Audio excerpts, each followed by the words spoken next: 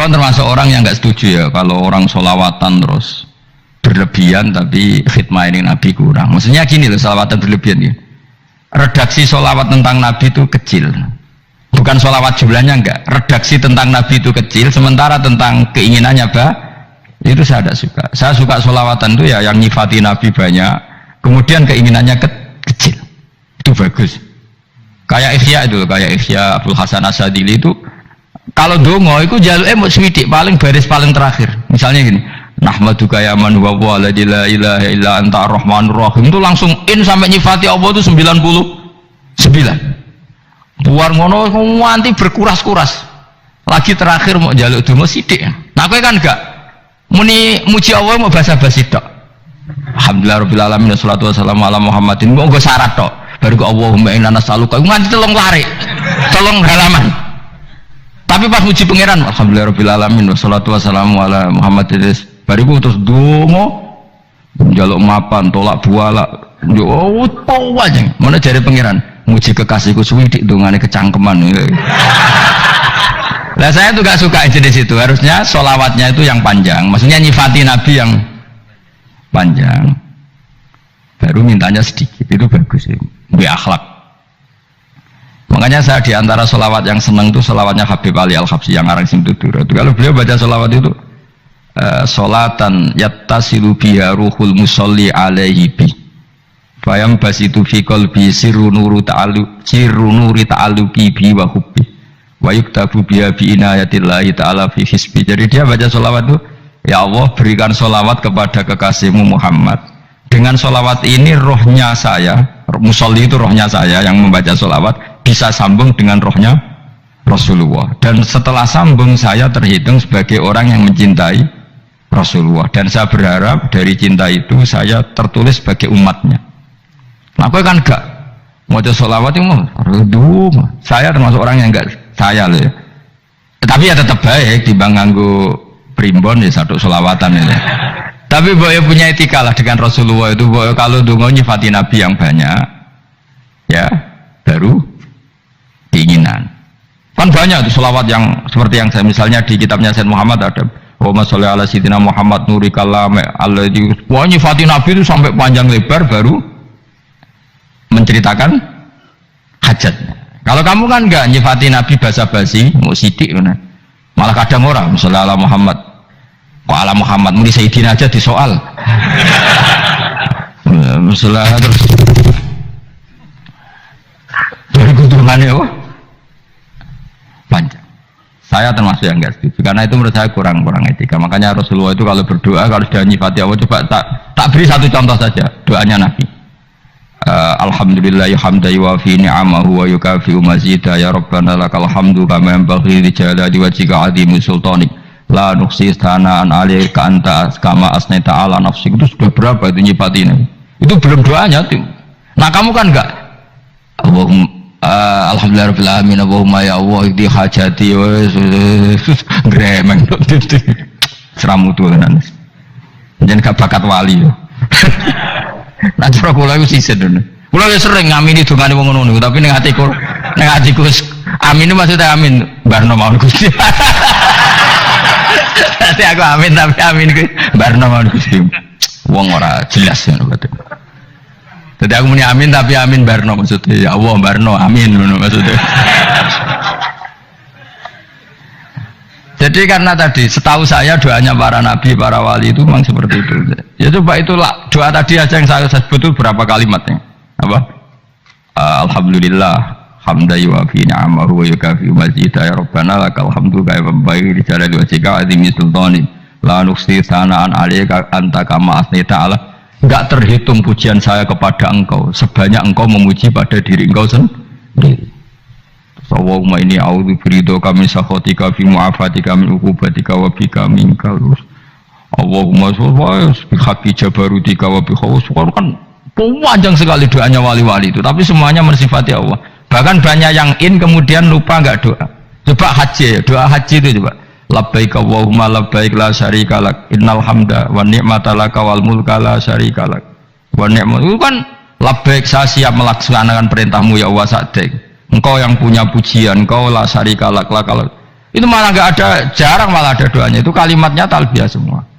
Allahumma antal azil akram itu sudah seperti itu. Karena tadi al mu'min yashghaluhu sana 'ala Allah min ayyakuna li nafsihi dzakiran. Mukmin sejati adalah sibuk memuja Allah sampai lupa jatah dirinya sendiri. Nah, kowe kan gak mujine Allah basa-basi, dongane tenanan. Itu jadi makhluk aneh gitu. Jadi hubungan mbek pangeran itu wong aneh. Ya tapi jen ra bakat wali semono iku dadine semono iku. Ya tok ngono kok mari wali kakean malah gak elit. Jadi tapi saya mohon itu di sholawat itu usahakan jumlah paling enggak jumlah sholawatnya banyak, doanya sedikit. Paling enggak misalnya kamu tidak punya kalimat yang apa baik ya mau sholawat ping 100 itu gak ada salah biar guling-gilingan apa kita menyebut kekasihnya Allah lebih banyak ketimbang kita menyebut hajat kita sendiri ya gitulah, paling tidak punya etika seperti itu ya. Kalau kamu nggak punya segot-segot sing keren, bacalah sholawat berapa 100 terus cerita awam Gusti utang kula kathah mungkin raja wis roh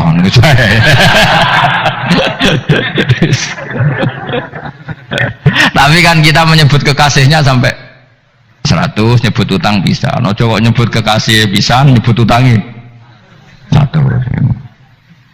Berarti yang gue nak ditakoki pangeran, gue nyebut kekasih wong piro pisan, nyebut utang 100 dasar rayu utang nomor kan. Ya ada, saya termasuk orang yang nggak setuju tadi. Jadi kalau apa redaksi sholawat cari yang mujinya Nabi lebih apa? Lebih banyak. Karena itu nanti lebih diridhoi Allah Taala. Coba Allah sendiri kalau nyebut nabinya itu hitung saja. Laqad ja'akum rasulun min anfusikum. Jadi rasulun min anfusikum, seorang rasul yang sejenis dengan kamu. Terus azizun, orangnya sangat terhormat. Alaihi ma'anitum, rasul ini siap menanggung apa yang kalian tidak mampu. Kowe ra bakal mlebu swarga baru kaya syafaatin Nabi akhir mlebu swarga. Kowe ra kelar korban, Nabi tahu mengorbankan kita semua. Dokha Rasulullah bikabsaini, terus hada an ahli wa hada amman lam yudokhi min mati jenis alihima anitum, Nabi menanggung apa yang kalian berat. Azizun, Nabi itu ali, terus harisun alikum, Nabi sangat berkomitmen menyelamatkan kalian. Haris itu keinginan yang berlebihan itu jenis apa? Haris, kayak kuno namanya nih ngungseng, keinginan yang over. Nabi itu sangat berkeinginan kita ini maslahat. Terus bil mu'minina ra'ufur, Allah yang dat yang super saja kalau nyebut nabinya nyifati sebanyak itu. Ada ayat lagi misalnya Rabbana wab'ats fihim rasulam minhum yatlu alaihim ayatika. Muhammad itu siapa? Seorang rasul yang membacakan ayat-ayat Allah. Wa yu'allimuhum, seorang rasul yang mengajari mereka alkitab wal hikmah. Wa yuzakkihim, seorang rasul yang membersihkan akhlak-akhlak kita. Jadi artinya Allah punya tradisi kalau nyifati rasul itu banyak. Juga nyifati orang-orang sekeliling rasul. Makanya menurut saya madhab Syiah itu enggak pas, karena Allah kalau nyifati Rasulullah itu jika nyifati orang-orang di sekeliling Rasulullah, dan itu dengan pujian, yaitu Muhammadur Rasulullah walladzina ma'ahu asyidda walal kufar ruhama'u bainahum tarahum ruk'an sajada yabtawuna fadlan minallahi warid wa nasimahum fi wujuhim min atharis sujud. Itu kan panjang sekali, dan orang-orang sekeliling Muhammad adalah begini. Kayak apa Allah muji para ashabu Rasulillah? Masa kita ikut kelompok yang menghina ashabnya apa? Rasulillah. Makanya kita tetap madzhab ahli sunnah wal jamaah, yaitu mencintai semua sahabat. Karena Allah saja yang Tuhan mensifatinya dengan sehormat itu. Mensifati apa? Ashabu Rasulillah. Disifati orang-orang yang saling kasih sayang sama orang mukmin. Tarahum ruka'an, sujud dan komitmen hidupnya untuk rukuk dan sujud. Si mahum fi wujuhim min asari sujud. Sudah asari sujud terus diterjemah, nanti sensitif. Cuma setahu saya asar sujud itu nanti setelah di akhirat orang sering sujud itu jabahnya itu ada nurnya. Tapi kalau ada yang nafsirkan asari sujud itu warna tertentu ya semua itu sensitif. Yang jelas asari sujud itu ya sudah seperti itu. Seneng kamu kok kasut. Kowe nyen provokator, nak ono apa ya? Ada hal yang begitu terus mau berlebihan. Teke yakisimun. Nah, aku ora ada kepentingan pokoknya ayat si mahum fi wujuhim min athari sujud, bahwa dalam jabahnya itu ada asaris sujud. Itu masyhur kan, saya terangkan ya, tapi gue jauh sensitif loh, biasa wae. Suatu saat Rasulullah itu ngendikan begini, nanti saya kata Nabi akan nyafaati kalian semua. Sahabat-sahabat tanya, ya Rasulullah dengan sekian miliar orang bagaimana kamu mengenali kita? Saya ulang lagi, suatu saat saya nanti akan nyafaati kalian karena saya kenal kalian. Maksudnya di akhirat. Ya Allah, di akhirat. Terus sahabat tanya, ya Rasulullah bagaimana engkau mengenali kita sementara nanti di akhirat bermiliar-miliar orang gitu. Terus Nabi ngendikan gini, jika kamu punya unta dengan tanda tertentu, saya ulang lagi, jika kamu punya unta punya tanda tertentu, dalam jidatnya ada begini, dalam tangannya ada gini, dalam kakinya ada gini, maka apa kamu bisa membedakan untamu dengan unta orang lain? Ya bisa ya Rasulullah, karena unta kita khas. Misalnya kaki depannya ada putihnya, kaki belakangnya ada putihnya, dalam baduknya ada putihnya. Kata Nabi, inna ummati yut'auna yaumal qiyamati hurran muhajjalin min asaril wudu. Nanti umatku nanti wajahnya juga bersinar, tangan kakinya juga bersinar.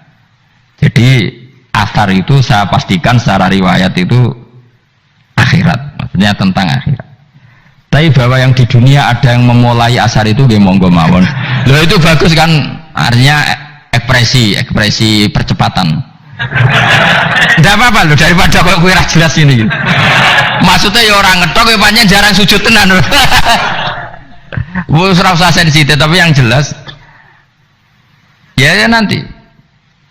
Ya soben kiamat ruang samu. Nanti hisab itu nanti kalau hitung hanya sekitar 3 jam. Hisabnya sak dunia itu hanya sekitar, karena malaikat itu tidak kesulitan sama sekali. Tak warai ya. Ini nggak akan salah saya dalam hal ini karena riwayatnya sahihah. Kenapa hisab itu hanya butuh rubu'un nahar, 1/4 dari siang enggak? Anggap saja siang itu 6 jam atau 12 jam, itu aja terserah. Kalau 12 paruhnya kan 6 ya. Seperti 1/4-nya berarti 3. Itu gini. Jadi nanti di mahsyar itu kan yauma tabyaddu wujuh wa taswaddu wujuh. Yaudah yang kafir itu gelap, hilang. Wajahnya, tubuhnya semuanya gelap. Yang mukmin itu semuanya terang. Jadi sudah yang tabyaddu wujuh wa taswaddu wujuh otomatis terus nyingkap. Terus pergerakannya itu delala yang tabyaddu wujuh itu ke kanan, yang taswaddu wujuh ke kiri. Maka kamu jangan punya sinar yang kelap-kelip, nanti kena bego yang karena gak jelas tadi. Maka kamu harus sinarnya yang sejelas-jelasnya, ghurran muhajjalin min asarin. Bila perlu nur kamu sampai menembus langit saat itu. Makanya ketika orang mukmin sudah nurnya ada di muka, ada di tangan, masih ngendikan Rabbana atmim lana nurona, karena takut masih kena bego tadi. Karena kalau hanya wudhu tok, sikil tok kan, bayangkan di miliaran orang kan bisa agak kelihatan. Tapi kalau nurnya sampai nembus langit kan, itu siapa kok nurnya sampai, kan malaikat langsung tahu. Makanya hafal Quran, alim kan insya Allah nurnya itu. Sama zaman itu masih berdoa, Rabbana atmim lana, sempurnakan nur kami. Karena nanti identifikasi malaikat berdasar tadi, kalau ada nur berarti diletakkan ashabal yamin, kalau gak ada nur ashabal shimal. Nah malaikat yang dibawa bego itu kira-kira detail gak? Dugaan saya kalau kelap-kelip pasti kena shimal. Wah ini partai kiri mesti kan. Pemenang sing wudune mau dulet sirah tok sidik. Karena anak mazhab Syafi'i. Sebetulnya meskipun dosa sebaiknya kalau basuh sirah itu kabeh ben ora kelap kelip, mana aneh pepesan terus dulat-dulit tok. Iku sebenarnya ya itu kelap kelip. Ya sudah ya. Setelah itu kata ngendikane pangeran yu'raful mujrimuna bisimahum fayukhadu bin nawasi wal aqdam. Orang-orang pendosa kelihatan maka diletakkan di kiri. Nah sama yang orang-orang baik simahum fi wujuhim beda sari. Jadi ayat itu jelas tentang akhirat. Tapi kira usah terus provokasi. Seneng kamu kok ya khisimun, maksudnya provokator gitu. Jadi nanti yang mukmin jelas nurnya. Lah nur ini nanti dengan kadar iman kamu, perilaku kamu. Ada yang kelap-kelip, ada yang. Nah yang kelap-kelip ini yang kena bego itu tadi. Nanti setelah kena bego ikut ashabis simal, yang kelap-kelip disortir lagi malaikat yang bagian detail kan ada nanti. Nah ini terus ditubir neraka. Yang kafir bener-bener neraka, yang ini ditubir neraka. Nah, itu nanti ini yang ngel-ngelok Kanjeng Nabi digoleki ya ini itu. Mana sakit kanjeng Nabi, mana ono kiai soleh darani, nah iso soleh dewi sakit Nabi, mereka terus golei nanti umatku sing kelip-kelip terus dicari disyafaati. Ya, imma langsung dituruti Allah, wa imma diubahsik ning neraka. Ya terserah rencanamu piye kon aku kowe. Tapi yang jelas apa? Kiamat itu cepat sekali karena tadi ada identifikasi tadi. Makanya hanya cukup 3 jam karena tadi yang jelek kelihatan jelek, yang baik kelihatan baik. Makanya cepat. Ya oraful mujrimuna bisimahum, orang pendosa dikenali lewat alamatnya yaitu taswaddu apa? Wujuh. Kalau orang baik dikenali lewat tabyadu wujuh. Nah terus setelah nyingkir, ini ngono tak warai kiamat. Setelah nyingkir itu faduri babenahum bisuril lahu bab. Setelah tersingkir tadi terus lalu ada pintu penghalang, pintu pemisah. Nah pintu pemisah tadi yang sisi kanan langsung jadi surga, yang sisi kiri jadi neraka. Itu disebut faduri babenahum bisuril lahu bab batinu fi rahmatu wa dhahiruhu min kibalihil adab. Yang pintu arah kanan otomatis wilayah surga, yang pintu kiri otomatis wilayah neraka. Nah problemnya ketika penutupan pintu itu dah yang kelap-kelip itu katut kemana ini yang makanya kamu jangan malok partai yang apa kelap-kelip yang nggak jelas itu koalisi kemana ya. Kalau partai besar kan iso nyalon presiden, partai kecil ini kan ikut mana ini kan sing sak ngisore 1%, 2% itu kan repot. Nah, coba misalnya nur kamu 2%, berarti gelap kamu kan 98%. Kira-kira malaikat mengkategorikan kemana coba? Ayo jawab. Gelap loh, kode semangat padahal itu bagian dari kamu. Kalau satu tubuh itu sinarnya hanya 2%, kira-kira kategorinya itu partai gelap, partai terang. Kode semangat kok ada ini. Berarti kegaruk kemana? Kiri. Tapi bisa saja malaikat cara berpikir gini. Tapi kok ada cahayanya ya? Padahal kata Allah yang bercahaya ashabul yamin. Kan nggak ada bilang cahaya terang. Bisa saja malaikat alhamdulillah berpikir begitu. Ya nanti kita rayu saja supaya berpikir ini kan yang penting ada cahaya. Kan Allah tidak bilang terang apa kelap-kelip. Ya mungkin saja asal ada cahaya dikategorikan lahu nur, punya apa? Nur. Tapi yang jelas saat itu pun yang sudah punya cahaya masih berdoa Rabbana atsmim lana nurona, ya Allah saya mohon sekali nur-nur kami sempurna. Jadi ini saya bantu teman-teman yang hafid-hafid supaya tahu maknanya ya. Dan yang nggak hafid ya dengar ya, kalau nur itu penting. Makanya Nabi itu kayak apa? Nabi itu orang super itu kalau ngendikan wa mat almin fauqi nuran wa min tahti nuran wa an yamini nuron wa ansimali nuron, sampai terakhir Nabi masih mendoa untuk dirinya waj'ali nuron, dan semua tubuh saya jadi nur. Jadi Nabi sudah gitu, ya Allah jadikan sisi depanku nur, belakang kami nur, kanan nur, kiri nur, terakhir itu waj'alni nuron, dan doa semoga semua tubuh saya jadi. Itu masuk doa yang sering saya baca karena saya takut kelap-kelip tadi. Ini bahaya ini kalau malaikat. Saya tidak tahu cara berpikir malaikat tadi. Apa ngitung 98% maka dikategorikan apa? Gelap. Apa dihitung nurnya saja? Wong instruksinya Allah kan yang ada nur ashabul yamin. Meskipun gelap-gelip kan punya nur. Saya tidak tahu nanti ikut 2% ikut mana kalau di partai koalisi itu? Ya ikut yang menang biasanya, ikut yang apa? Ya paham ya, makanya saya mohon kalau wudhu itu usahakan sempurna, terutama wudhu sholat. Kalau nggak wudhu sholat itu sebaiknya nggak sempurna, supaya ada bedanya wudhu sholat sama wudhu tidak sholat. Rasulullah itu masyhur gitu ya. Rasulullah itu kadang tawaddu'a wudhu'an khafifan, wudhu yang sederhana, yaitu hanya sekali-sekali dan tidak sempurna. Ketika ditanya as-sholat ya Rasulullah, tidak. Misalnya saya habis makan mau tidur biasanya ya wudhu, tapi tentu tidak perlu sesempurna kayak wudhu sholat, biar ada bedanya. Rasulullah juga gitu, beberapa kali beliau wudhu tapi tidak sesempurna wudhunya untuk sholat. Masyhur itu di riwayat tawaddu'a wudhu'an khafifan duna wudhu'ihi lis sholat. Tapi kalau wudhu untuk sholat asbaghal wudhu, menyempurnakan wudhu. Jadi supaya ada bedanya wudhu sholat dan wudhu tidak sholat. Saya ini gak wong sore ngaji podo kabeh. Abu Bakar ya gitu, ana wong poso sunat kok nyediakno buka dimarahin.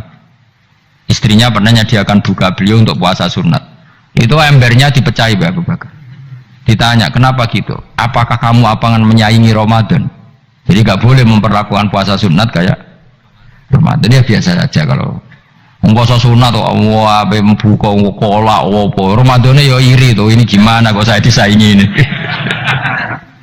Jadi kabeh itu ada proporsinya, ada apa? Makanya megang Quran ya wudu, megang wudu. Nah, kabeh gitaran terus wudu, pengiran tersinggung. Piye kok menjaga gitar wudu? Jadi nggak boleh kebaikan disaingi itu juga nggak boleh. Bapak gue sergap wudu sampai nyekel gitar.